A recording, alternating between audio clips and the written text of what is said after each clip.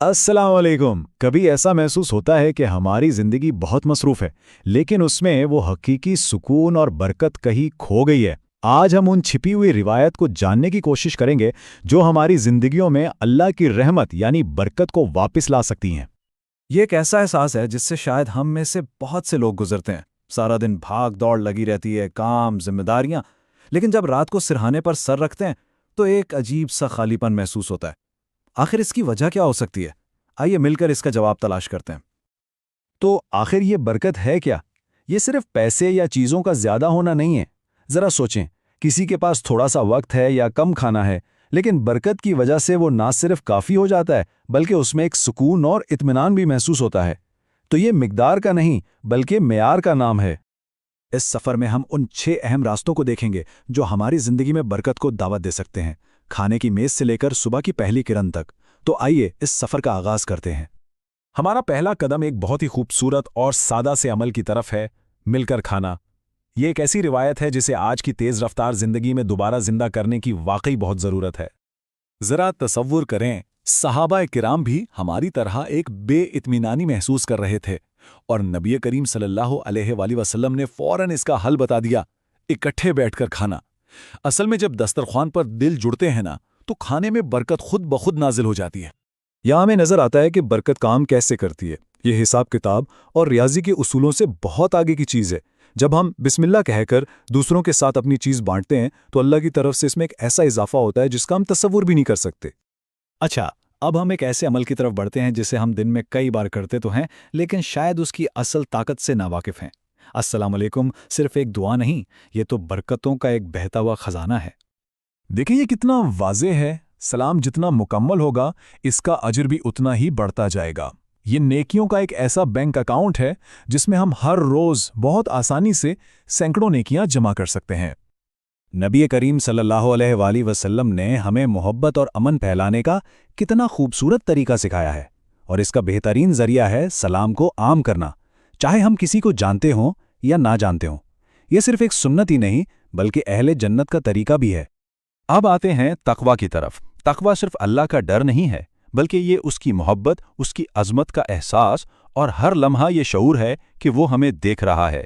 یہ وہ اندرونی کیفیت ہے جو غیب سے رزق کے دروازے کھول دیتی ہے۔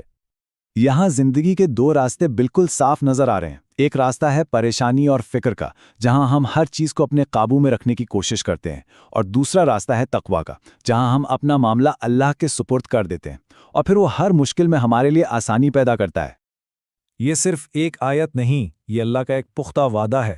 جب ہم اپنے اندر تقویٰ پیدا کرتے ہیں تو ہماری باہر کی دنیا خود بخود بدلنے لگتی ہے۔ رزق ایسی جگہوں سے آتا ہے جہاں سے ہم نے کبھی سوچا بھی نہیں ہوتا۔ چوتھا عمل ذکر کے بارے میں ہے، وہ سادہ لیکن بہت طاقتور کلمات جو ہماری روح کو ہر لمحہ اپنے رب سے جوڑے رکھتے ہیں، چاہے ہم دنیا کے کسی بھی کام میں مصروف کیوں نہ ہوں۔ یہ تینوں اذکار برکت کے خزانے ہیں۔ ہر ایک اپنی جگہ برکت کا ایک منفرد دروازہ کھولتا ہے، ایک معافی کے ذریعے، دوسرا پاکی کے ذریعے، اور تیسرا محبت کے ذریعے۔ آئیے دیکھتے ہیں کیسے۔ استغفار صرف گناہوں کی معافی کا نام نہیں ہے۔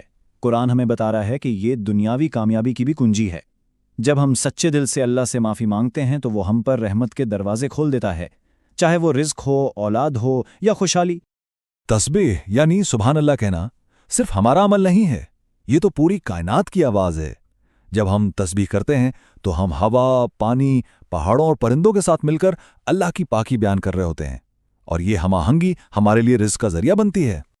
نبی کریم صلی اللہ علیہ وسلم پر درود بھیجنا ایک ایسا عمل ہے جو دل پر لگی فکر کی گرد کو صاف کر دیتا ہے۔ یہ نہ صرف ہمارے گناہوں کو مٹاتا ہے بلکہ اللہ ہماری پریشانیوں کو سکون میں بدل دیتا ہے۔ یہ روح کے لیے ایک مرہم کی طرح ہے۔ اب ہم اپنے دن کی شروعات کی طرف بڑھتے ہیں، کیونکہ دن کے جو ابتدائی لمحات ہوتے ہیں نا، ان میں ایک خاص راز اور ایک خاص برکت چھپی ہوئی ہے۔ یہ کوئی عام بات نہیں، یہ ہمارے پیارے نبی صلی اللہ علیہ وآلہ وسلم کی اپنی دعا ہے۔ انہوں نے خاص طور پر ہمارے لیے، اپنی امت کے لیے دن کے پہلے پہر میں برکت مانگی۔ تو جو لوگ صبح جلدی اٹھتے ہیں وہ دراصل اس دعا کا تحفہ وصول کر رہے ہوتے ہیں۔ صبح کے اس برکت کو حاصل کرنے کے لیے کچھ خاص اعمال بھی ہیں، جیسے چاشت کی نماز۔ یہ ایک روحانی سرمایہ کاری کی طرح ہے۔ حدیث قدسی میں اللہ تعالیٰ خود وعدہ کرتا ہے، اے میرے بندے، تو میری راہ میں خرچ کر، میں تجھ پر خرچ کروں گا۔ یہ وقت اور عبادت کا کتنا زبردست سودا ہے۔ تو یہ تھے وہ چند بھلائے ہوئے طریقے جو ہماری زندگیوں میں برکت واپس لا سکتے ہیں۔ مل کر کھانا، سلام کو عام کرنا، تقوی اختیار کرنا، ذکر کرنا اور صبح کے وقت سے فائدہ اٹھانا۔ اب سوال یہ پیدا ہوتا ہے کہ ہر شخص اپنی زندگی میں برکت کے اس تالے کو کھولنے کے لیے ان میں سے کون سی کنجی استعمال کرنے کا ارادہ رکھتا ہے؟